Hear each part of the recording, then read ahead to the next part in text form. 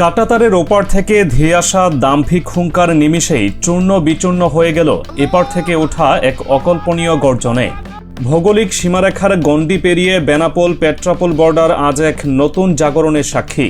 হিন্দুত্ববাদী আস্ফালনের চরম স্পর্ধা দেখানোর ঠিক কয়েক সেকেন্ডের মাথায় বাংলাদেশের মাটি থেকে আকাশ বাতাস প্রকম্পিত করে যে ধ্বনি উঠল তা এক মুহূর্তে স্তব্ধ করে দিয়েছে দিল্লির অহংকারকে।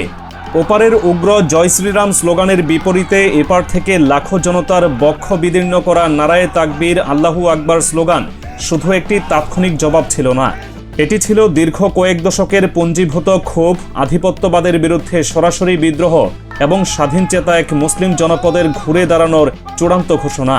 এই এক স্লোগানেই তাসের ঘরের মতো ভেঙে পড়েছে ভারতের শোষণের মনস্তাত্ত্বিক দেয়াল।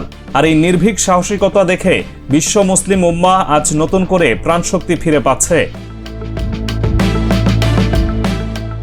বেনাপোল সীমান্তে বিজিবি এবং বিএসএফ এর নিয়মিত জয়েন্ট রিট্রিট সেরিমনি বা যৌথ কুচকাওয়াজ দেখতে দুই দেশের হাজারো মানুষ জড়ো হয়েছিলেন। একটি সুশৃঙ্খল সামরিক আনুষ্ঠানিকতা যেখানে দুই দেশের সাধারণ মানুষের উপস্থিতিতে একটি নিয়মতান্ত্রিক পরিবেশ বজায় থাকার কথা। কিন্তু ভারতের স্বাধীনতা দিবসে সেই অনুষ্ঠানে হঠাৎ করে ভারতীয় গ্যালারি থেকে চরম উস্কানিমূলক আচরণ শুরু হয়। সম্পূর্ণ শিষ্টাচার লঙ্ঘন করে ভারতীয় উগ্রবাদী জনতা জয় শ্রীরাম এবং ভারত মাতা কি জয় স্লোগান দিয়ে বর্ডার এলাকায় এক চরম বৈরী ও আগ্রাসী পরিবেশ তৈরি করে। তাদের এই অধ্যত্বপূর্ণ আচরণ ছিল সরাসরি বাংলাদেশের প্রতি এক ধরনের তাচ্ছিল্য এবং উগ্র হিন্দুত্ববাদের নগ্ন প্রদর্শন। ধর্মনিরপেক্ষতার খোলসে থাকা একটি দেশের নাগরিকদের এমন উগ্রবাদী রূপ খোদ সীমান্ত এলাকায় এক থমথমে আর ভয়ানক পরিস্থিতির জন্ম দেয়। তবে ভারতীয়দের এই চরম স্পর্ধার বিপরীতে বাংলাদেশের জনতা এক মুহূর্তের জন্য মাথা নত করেনি। উস্কানি আসা মাত্রই বাংলাদেশের গ্যালারি থেকে স্বতঃস্ফূর্তভাবে যে জবাব দেওয়া হলো তা ইতিহাসের পাতায় স্বর্ণাক্ষরে লেখা থাকার মতো। কোনো পূর্ব প্রস্তুতি ছাড়া সম্পূর্ণ ইমানি তেজে এপার থেকে সমস্বরে গর্জে ওঠে আল্লাহু আকবার ধ্বনি। হাজার হাজার মানুষের কণ্ঠের এই তীব্র গর্জনে পুরো বেনাপোল সীমান্ত কেঁপে ওঠে। ওপারের উগ্র স্লোগান মুহূর্তেই তলিয়ে যায় এপার থেকে ওঠা তাকবীর ধ্বনির বিশালতায়। পাল্টাপাল্টি এই স্লোগানে পরিস্থিতি অত্যন্ত উত্তপ্ত হয়ে উঠলেও এই ঘটনা স্পষ্ট প্রমাণ করেছে বাংলাদেশের মানুষ আর কখনোই ভারতের রক্তচক্ষুকে পরোয়া করে না। উগ্রবাদীদের চোখে চোখ রেখে সমানে সমান জবাব দিয়ে এই দেশের মানুষ বুঝিয়ে দিয়েছে আধিপত্যবাদের দাসত্ব মেনে নেওয়ার দিন চিরতরে শেষ হয়ে গেছে।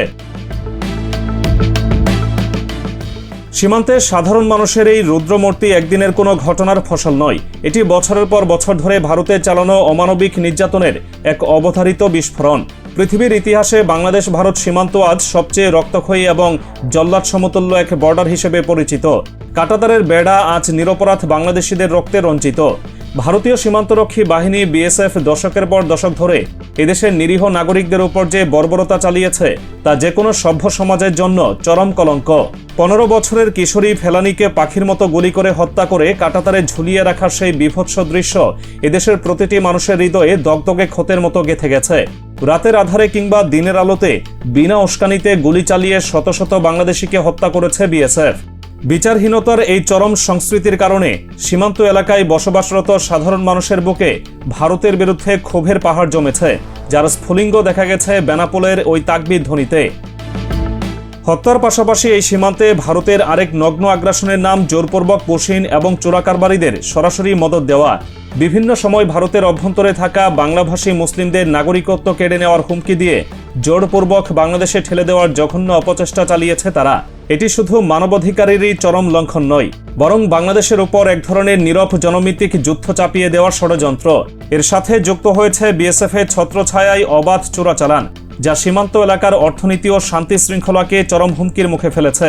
মুখে বন্ধুত্বের বলি আওড়ালেও মাঠ পর্যায়ে ভারতের এই দ্বিমুখী ও আগ্রাসী নীতি বাংলাদেশের প্রতিটি মানুষের মনে ভারতের প্রতি এক চিরস্থায়ী ঘৃণার জন্ম দিয়েছে। কাঁটাতারের বাইরে ভারতের আগ্রাসনের সবচেয়ে ভয়াবহ রূপ হল তাদের নির্লজ্জ পানি সন্ত্রাস। আন্তর্জাতিক নদী আইনের কোনো তোয়াক্কা না করে গায়ের জোরে অভিন্ন 54টি নদীর উজানে অসংখ্য বাঁধ ও ব্যারেজ নির্মাণ করেছে ভারত। এই নদীগুলো বাংলাদেশের প্রাণরেখা, কিন্তু ভারত এই পানিকে বাংলাদেশের বিরুদ্ধে মারণাস্ত্র হিসেবে ব্যবহার করছে। শুষ্ক মৌসুমে তিস্তা সহ অন্যান্য নদীর পানি একতরফাভাবে আটকে রেখে বাংলাদেশের বিস্তীর্ণ অঞ্চলকে মরুভূমিতে পরিণত করা হয়। কৃষকের ফসল নষ্ট হয়, হাহাকার ওঠে চারদিকে। আর যখন বর্ষাকালে ভারতের নিজেদের এলাকা পানিতে তলিয়ে যাওয়ার উপক্রম হয়, তখন কোনো প্রকার পূর্ব সতর্কতা ছাড়াই ফারাক্কা, গজলডোবা বা ডুম্বুরের মতো বাঁধগুলো সব গেট একসাথে খুলে দেয় তারা। মুহূর্তের মধ্যে বাংলাদেশের লাখ লাখ মানুষ প্রলয়ঙ্করী বন্যায় সর্বশান্ত হয়। মানুষের ঘরবাড়ি, গবাদি পশু, ফসলের মাঠ পানিতে তলিয়ে যায়। পানির এই নিষ্ঠুর রাজনীতি বাংলাদেশের আপামর জনতার মনে ভারতের বিরুদ্ধে যে ক্ষোভের আগুন জ্বালিয়েছে তা এখন দাবানলের মতো ছড়িয়ে পড়ছে। বেনাপোল সীমান্তের এই নির্ভীক প্রতিবাদ শুধু দুটি দেশের মধ্যকার ঘটনা নয়, এটি বিশ্ব রাজনীতির প্রেক্ষাপটে এক বিশাল বার্তা। বাংলাদেশ আজ প্রমাণ করেছে যে কোনো পরাশক্তির উগ্রবাদ ও শোষণের বিরুদ্ধে কিভাবে মেরুদণ্ড সোজা করে দাঁড়াতে হয়।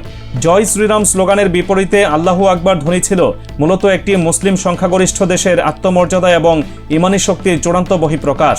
বাংলাদেশের এই সাহসিকতা আজ পুরো মুসলিম বিশ্বের জন্য এক অকল্পনীয় শক্তির উৎস হয়ে দাঁড়িয়েছে। ফিলিস্তিন থেকে শুরু করে কাশ্মীর, যেখানেই মুসলমানরা মজলুম হিসেবে লড়াই করছে, সেখানেই বাংলাদেশের এই বজ্রকণ্ঠ এক নতুন অনুপ্রেরণার জন্ম দিয়েছে। সারা বিশ্বের মানুষ এখন দেখছে ভারত তার ক্ষুদ্র প্রতিবেশীদের উপর যে ভয়ের রাজত্ব কায়েম করতে চেয়েছিল, বাংলাদেশের সাধারণ জনতা সেই ভয়ের সাম্রাজ্যকে এক ধাক্কায় মাটিতে মিশিয়ে দিয়েছে। দীর্ঘদিন ধরে ভারত তার রাজনৈতিক, অর্থনৈতিক এবং সাংস্কৃতিক আগ্রাসনের মাধ্যমে দক্ষিণ এশিয়ায় একক-আধিপত্য বিস্তারের যে নীল নকশা তৈরি করেছিল, বেনাপোল সীমান্তে তা বড়সড় হোঁচট খেয়েছে। নেপাল কিংবা মালদ্বীপের মতো দেশগুলো যখন ভারতের এই সম্প্রসারণবাদী নীতির বিরুদ্ধে সোচ্চার, তখন বাংলাদেশের মাটি থেকে ওঠা এই গর্জন ভারতের অহংকারের কফিনে শেষ পেরেক ঠুকে দিয়েছে।